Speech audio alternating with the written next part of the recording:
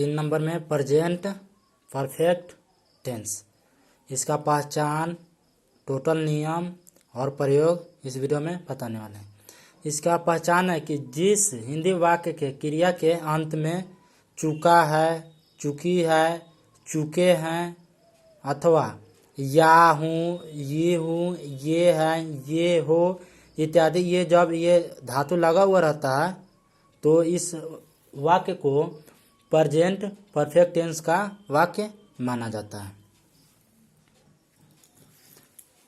जिस हिंदी वाक्य के क्रिया के अंत में चुका है, चुकी है, चुके हैं, चुके हो आदि लगा हुआ रहता है तब उस वाक्य को प्रेजेंट परफेक्ट टेंस का वाक्य माना जाता है।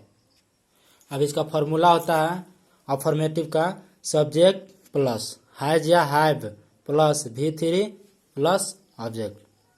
इसका पहला फॉर्मूला है सब्जेक्ट प्लस हैज या हैव, इसके बाद V3 और ऑब्जेक्ट या अदर वर्ड।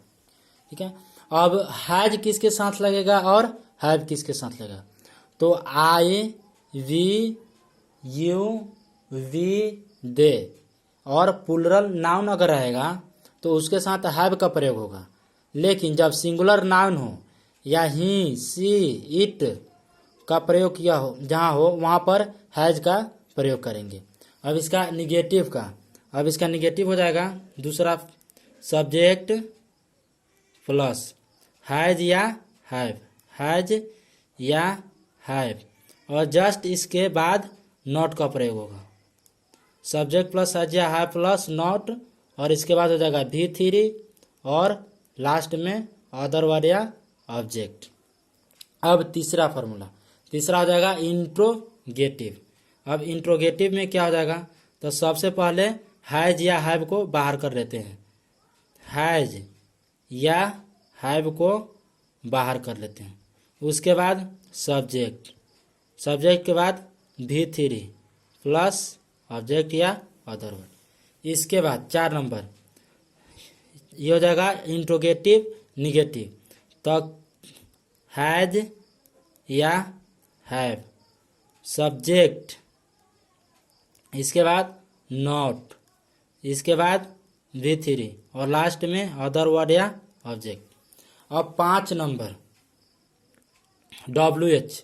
तो WH में क्या करते हैं? सबसे पहले WH लिखते हैं, उसके बाद हैज या हैव, उसके बाद तब लिखते हैं सब्जेक्ट के बाद V3 ऑब्जेक्ट।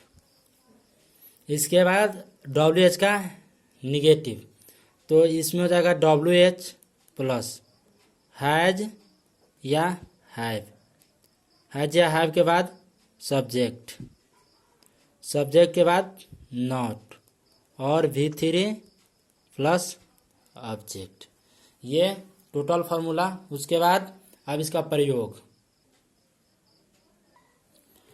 प्रयोग है कि इस टेंस का प्रयोग कहाँ होता है? तो इस टेंस का प्रयोग मुख्यतः ऐसे कार्य या व्यापार का बोध कराने के लिए होता है जो भूतकाल में समाप्त हो गया परंतु उसका प्रभाव या संबंध वर्तमान समय से है। ठीक है, तो इसका प्रयोग लिखा समझा देते हैं।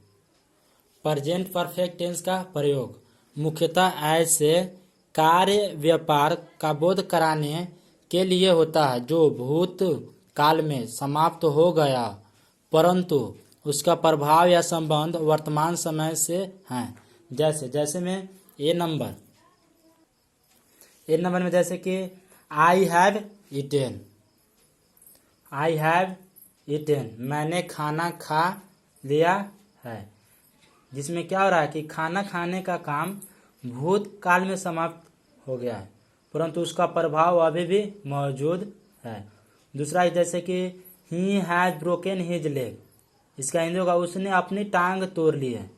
अब इसमें क्या कर रहा है कि टांग टूटने का काम भूतकाल में समाप्त हो गया, यानी कि उसका टांग पहले ही टूट गया लेकिन उसका प्रभाव अभी भी मौजूद है और उस घटना का संबंध वर्तमान काल से ही उसका संबंध है।